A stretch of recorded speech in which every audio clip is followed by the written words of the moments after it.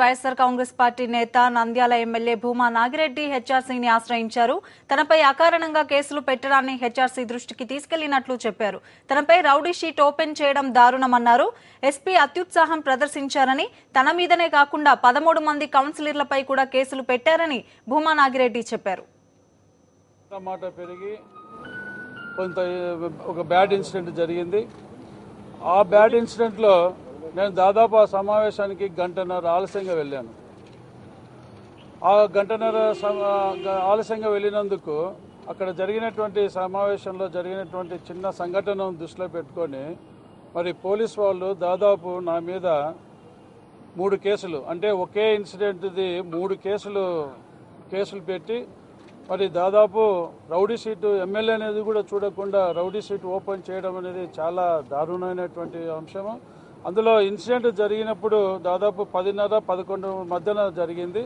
Case రిజిస్టర్లు జరిగింది మాత్రం 8 గంటలు, రాత్రి 8 గంటల దాకా మరి చర్చలు జరిపి కేసులు ఏ విధంగా బనాయించాలి, తప్పుడు కేసులు, ఎమ్మెల్యే గారిని ఏ విధంగా అరెస్ట్ చేయాలి అన్నటువంటి ఉద్దేశంతో పన్నాగాలు పన్నారు.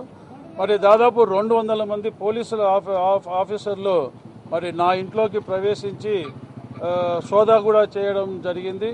వీటినన్నిటిని కూడా దృష్టిలో పెట్టుకొని నా హ్యూమన్ రైట్స్కు భంగం వాటిల్లిన కారణంగా మరి హ్యూమన్ రైట్స్కు నేను వచ్చి కంప్లైంట్ చేయడం జరిగింది. మరి హ్యూమన్ రైట్స్ వారు కూడా త్వరలోనే ఇది న్యాయం చేస్తామని చెప్పి మాకు చెప్పడం జరిగింది. ఇది ఎస్పీకి కూడా నోటీసు వెళ్ళేటువంటి ప్రయత్నం చేస్తూ ఉన్నారు.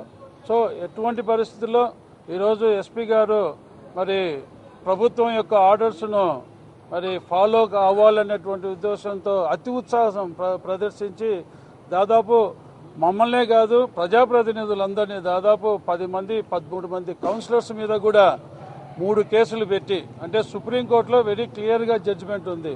ఒక ఇన్సిడెంట్ను ఒక ఎఫ్ఐఆర్ఏ ఫైల్ చేయాలనేటువంటి జడ్జిమెంట్ కూడా ఉన్నప్పటికీ కూడా ఎస్పీ గారు అతి ఉత్సాహంతో మరి ఒకే ఇన్సిడెంట్ను 3 ఎఫ్ఐఆర్లుగా తయారు చేసుకొని మరి రౌడీ షీట్ ఓపెన్ చేయాలనేటువంటి ఉద్దేశంతోనే ఈ 3 కేసులు నా మీద పెట్టడం జరిగింది.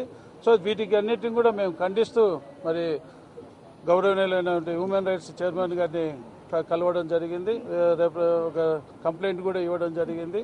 త్వరలోనే న్యాయం చేస్తానని చెప్పి వారు చెప్పడం కూడా మా అందరికీ కూడా ఆనందించినటువంటి విషయం అండి. సార్, అంటే కేవలం రాజకీయంగా ఇబ్బంది పెట్టాలని కేసు పెట్టారు. ఇది 100%గా పొలిటికల్ మోటివిటీ ఉంది దీంట్లో.